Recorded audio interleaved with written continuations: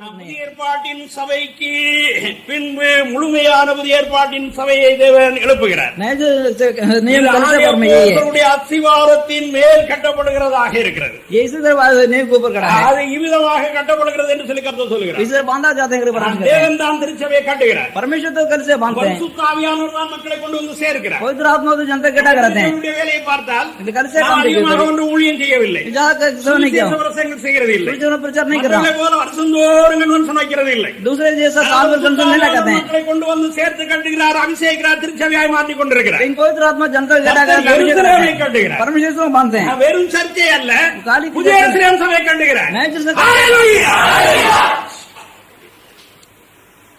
இதை தொடர்ந்து பாஸ்டர் சுந்தர்ராஜுக்கு கொஞ்ச நேரத்துக்கு முன்னால் வெளிப்படுத்தல் உண்டாயிருந்தது. உங்களுக்கு சொன்னதை நீங்க கேட்டுக்கொண்டிருந்தீர்கள்.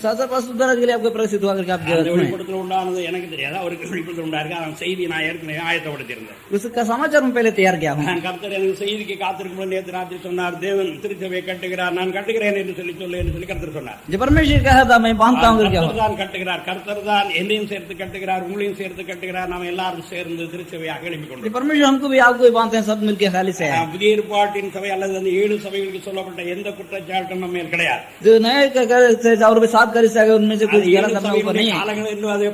பகுத்து பார்த்தால் ஒரு குழப்பம் இருக்குது, அது அநேகர் கண்டுகிறது இல்லை. பற்றி எழுதியிருக்கிறது, கடைசி சபைக்கு வெளியே இயேசு கிறிஸ்து நின்று கொண்டு கதவை தட்டி கொண்டிருக்கிறார் எழுதியிருக்கு. கடைசி கால சபையில தேவன் இல்லை, அவர் வெளியே தான் நின்று கதவை தட்டிக்கிட்டு இருக்கிறார் என்று சொல்லி அர்த்தமாகும். அனலாயிரு அல்லது குளிராரு இப்படி பார்த்தா ஒண்ணு வாந்தி பண்ணி போடுவோம் என்று சொல்லி சொல்லியிருக்கிறார். கர்த்தர் எருசலேமை கட்டுகிறார். தெய்வத்துடைய ஒரு சூத்திரம் சூத்திரம் உண்டாகும். தேவன் ஆரம்பித்திருக்கின்ற ஒரு தெய்வீக திட்டம். எபிரேயர் 11ஆம் அதிகாரம். தேவன் தம்முடைய கையினாலே கட்டி உண்டாக்கின அந்த தங்க நகரத்திற்கு அவர்கள் காத்திருந்தார்கள். அவர்களுக்கு அவர் நகரத்தை ஒரு சிட்டியை ஆயத்தப்படுத்தினார். அது புதிய எருசலேம் என்று சொல்லி எழுதப்பட்டது. தெய்வத்துடைய பரிசுத்த நாமம் அதை வெளிப்பட எபிரேயர் 11ஆம் அதிகாரம் 9 முதல் அது குறிப்பிடப்பட்டிருக்கிறது. அங்கே நாம் வாசிக்கும் பொழுது விதமாக நாம் அங்கே வாசித்து அறிந்து கொள்ளலாம். அவர்கள் தங்களுடைய சொந்த தேசத்திற்கோ நாட்டுக்கோ போக வேண்டும் என்று சொல்லி விரும்பவில்லை. 13 முதல் எழுதப்பட்டிருக்கிறது.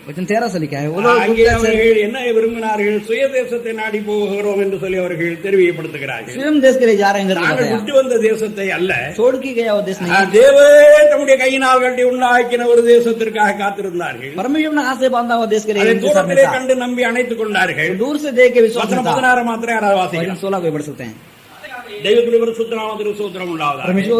அவர்களுக்காக ஒரு நகரத்தை ஆயத்தம் பண்ணினார். அதாவது மெய்யான கட்டுமான, அதாவது கன்ஸ்ட்ரக்ஷன் செய்யக்கூடியவர் நம்முடைய இறைவன் தான், கர்த்தராகிய இயேசு கிறிஸ்து தான். சச்சா பில்டிங் பாதனவால பரமேஸ்வரன் இயேசு பாருங்க, அவர் எப்படி கன்ஸ்ட்ரக்ஷன் பில்டிங் கட்டுகிறார் என்று சொல்லி எழுதப்பட்டிருக்கிறது. கேசா பாந்தே கரியல அவருடைய கட்டுமானத்தை குறித்து பழைய புதிய ஏற்பாடுகளில் விவரமாக எழுதப்பட்டிருக்கிறது. இந்த பாங்காவுக்கு பரிமேவை பரவலிக்க தேவன் அவர்களுக்காக ஒரு பில்டிங்கை கட்டி முடித்தார். கர்த்தர் சொன்னார், நான் போய் ஆயத்தம் பண்ண போகிறேன் என்று சொல்லி சொன்னார். பரமேஸ்வரன் ஹமே ஜாக தயார் करने के जा रहा हूं. திருச்சபையை கட்டி கொண்டிருக்கிறார். பரமேஸ்வரன் இயேசு மसीह கர்சே बांधते हैं. தேவன் தம்முடைய திருச்சபையை கட்டி கொண்டிருக்கிறார். பரமேஸ்வரன் में கர்சே बांधते हैं. இந்த கல்லின் மேல் சபையை கட்டுவேன் என்று இயேசு கிறிஸ்து சொன்னார். ये पत्थर के ऊपर मेरा தேவனுடைய திட்டமான முழுமையான சபையாக நாம் எழுப்பியிருக்கிறோம். இது ஒருபோதும் ஒருவர் வீழ்த்தி போட முடியாது, ஒருவரும் செய்து போட முடியாது. இது ஒருவர் ஒன்று செய்யறதற்கு இல்லை. எழும்புகிறவர்கள் இது எவன் அவனை நசுக்கி போடும், நொறுங்கி போவான். சபையின் மேல் விழுதோ அவன் நசுங்கி போவான். வாக்கு தத்தங்கள் எல்லாம் சபையில் நிறைவேறுவர்கள் தேவனுடைய ஜனங்கள் உற்று பார்க்க வேண்டும். ஒவ்வொருவருடைய ஜீவியத்திலே கர்த்தர் நடப்பிக்கிற அதிசயங்கள், அற்புதங்கள், அடையாளங்களை தேவனுடைய ஜனங்கள் எண்ணி பார்க்க வேண்டும். நெருவடியா யுத்தம் நடந்து கொண்டிருக்கும் பொழுது நம்முடைய சகோதரர்களுக்கு தீங்கு செய்தவர்களிடத்திலே நாம் பதில் வாங்கி இருக்கிறோம். சாட்சி சொன்னார், ஒரு கெட்ட வார்த்தை பேசினதுக்கு பக்கத்தில் இருந்த 2 பேர் போலீஸ் ஸ்டேஷன்ல கொண்டு போய் அவனுக்கு நல்ல தன்மை அடி கொடுத்தார்கள் என்று சொல்லி கேள்விப்பட்டோம். ஒரு விசுவாசிய கெட்ட வார்த்தை பேசினது அவன்பட்ட வாடு அவனுக்கு தெரியும், பார்த்தவங்களுக்கு தெரியும். अपना कल से हालेलुया हालेलुया हालेलुया கர்த்தர் எருசலேமை கட்டுகிறார். परमेश्वर इसमें बांधते हैं. கர்த்தராகிய தேவன் நமது திருச்சபையை கட்டுகிறார். परमेश्वर में कलिसिया बांधते हैं. கட்டுமான உதவியாட்களாக, இன்ஜினியர்களாக, மேற்பார்வைகளாக, சிறு சிறு பணிகளை செய்யும்படியாக நாம் எல்லாரும் சேர்ந்து தேவன் கொடுக்கிற வேலையை செய்கிறோம். उनको देखभाल करने के लिए छोटा छोटा काम करने वाला हम लोग हैं. ஒன்றுமில்லை, நமக்கு கொடுக்கப்பட்ட பணியை செய்ய வேண்டும். अपने कमेंट होने के लिए कुछ जरूरत नहीं है.